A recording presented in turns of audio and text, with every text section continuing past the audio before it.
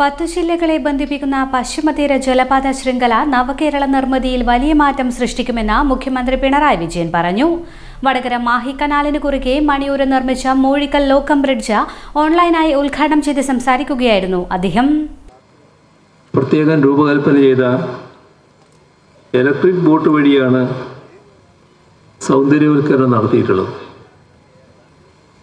കേരളത്തിൻ്റെ ചരിത്രം, സംസ്കാരം, നവോത്ഥാന നായകൻ കൂടിയായ ശ്രീനാരായണ ഗുരുവിൻ്റെ ജീവിതം, ഇവയെല്ലാം ഇതിലൂടെ ജനങ്ങൾക്ക് അനുഭവവേദ്യമാകും. നമ്മുടെ വിനോദസഞ്ചാര മേഖലയിൽ ഒരു ഹെറിറ്റേജ് സെൻ്ററായി ചിലക്കൂർ ടണലിനെ ഉയർത്താൻ ഇതിലൂടെ കഴിയും. ചിലക്കൂർ ടണലിൻ്റെ സൗന്ദര്യവൽക്കരണം, ടണലിൽ ഒരുക്കിയിട്ടുള്ള ഷോ, ഇലക്ട്രിക് ബോട്ട് നിർമ്മാണം, ഇവയെല്ലാം കൊച്ചി അന്താരാഷ്ട്ര വിമാനത്താവളം വഴിയാണ് നടപ്പിലാക്കിയിട്ടുള്ളത്. ഇൻലൻഡ് നാവിഗേഷൻ വകുപ്പിൻ്റെ നേതൃത്വത്തിൽ നടത്തിയ കോഴിക്കോട് മൂഴിക്കൽ ലോക്കം ബ്രിഡ്ജ്, തിരുവനന്തപുരം സെൻറ് ആൻഡ്രൂസ് പാലം, 14 കിലോമീറ്റർ നീളത്തിൽ നവീകരിച്ച വടകര മാഹി കനാൽ, ഇവയെല്ലാം പൂർത്തിയായിട്ടുണ്ട്. വടകര മാഹി കനാൽ പൂർത്തിയാക്കൽ വല്ലാത്ത പ്രയാസമുള്ളൊരു കാര്യമായിരുന്നു.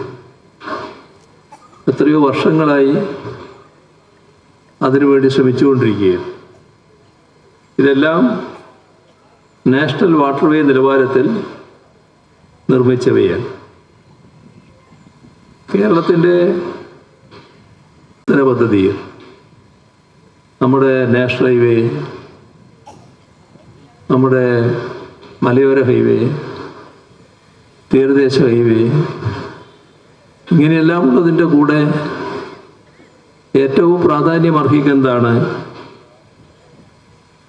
പശ്ചിമതീര ജലപാത വികസനം. കോവളം മുതൽ ബേക്കൽ വരെ 616 കിലോമീറ്റർ ദൂരമാണ് ഈ ജലപാതക്കുണ്ടാവുക. ഇതിലൂടെ തുടർച്ചയായ ജലയാത്രയൊരുക്കലാണ് ഉദ്ദേശിക്കുന്നത്.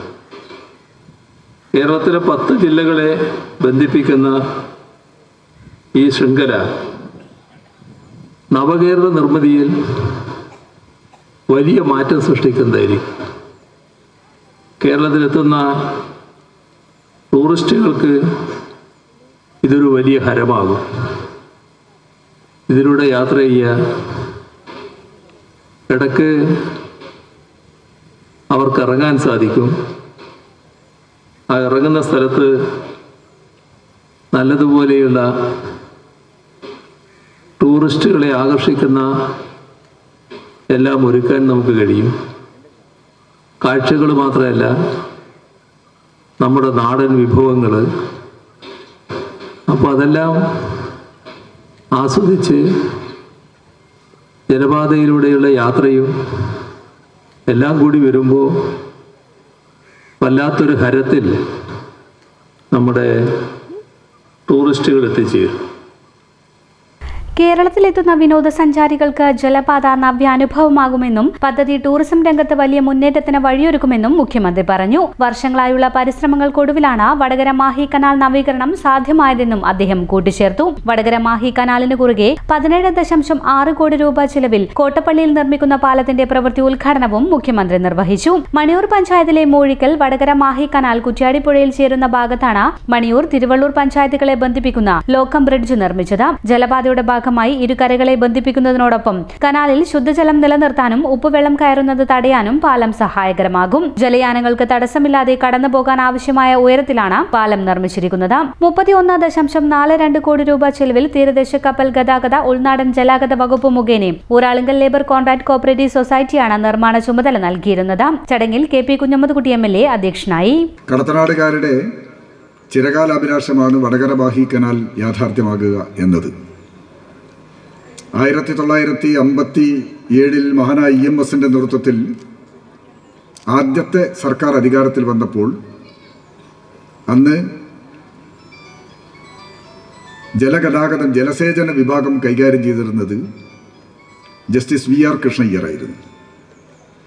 ആ കാലത്താണ് വിശാലമായ പാടശേഖരങ്ങൾ മണിയൂരിലെയും ആയഞ്ചേരിയിലെയും വേളത്തുമെല്ലാമുള്ള ഈ പാടശേഖരങ്ങളിൽ ഉപ്പുവെള്ളം കയറാതിരിക്കുന്നതിന് വേണ്ടി അന്നത്തെ ആദ്യത്തെ സംവിധാനം ഇവിടെ ഏർപ്പെടുത്തിയത്.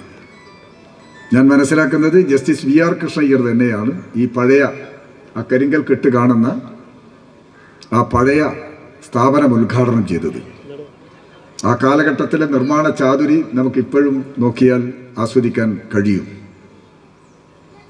അന്ന് മുതൽ രണ്ട് പുഴകളെയും ബന്ധിപ്പിക്കുന്നതിന് വേണ്ടി പശ്ചിമതീര ജലഗതാഗതത്തിൻ്റെ ഭാഗമാണ് കോവളം മുതൽ ബേക്കൽ വരെ ജലഗതാഗതം സാധ്യമാക്കുക എന്നതാണ് ഇതുകൊണ്ട് ഏറ്റവും പ്രധാനമായി ഉദ്ദേശിക്കുന്നത്. ചരക്ക് ഗതാഗതത്തിനും ടൂറിസത്തിനും ഏറ്റവും പ്രാധാന്യമർഹിക്കുന്ന ഒരു പദ്ധതിയാണിത്. ഇന്ന് ബഹുമാനപ്പെട്ട മുഖ്യമന്ത്രി കോവളം മുതൽ ചേറ്റുവ, തൃശ്ശൂർ ജില്ലയിലെ ചേറ്റുവ വരെയുള്ള കനാൽ ശൃംഖലയാണ് ഉദ്ഘാടനം ചെയ്യുന്നത്. ഇനി ചേറ്റുവ മുതൽ ബേക്കൽ വരെ ഇത് പൂർത്തിയാക്കേണ്ടതുണ്ട്. അതിൻ്റെ ഭാഗമാണ് നമ്മുടെ വടകര മാഹി കനാൽ ഉള്ളത്. വടകര മാഹി കനാൽ കഴിഞ്ഞാൽ കണ്ണൂർ ജില്ലയിൽ ചില ഭാഗങ്ങളിൽ കനാൽ നിർമ്മിക്കുന്നതിന് വേണ്ടി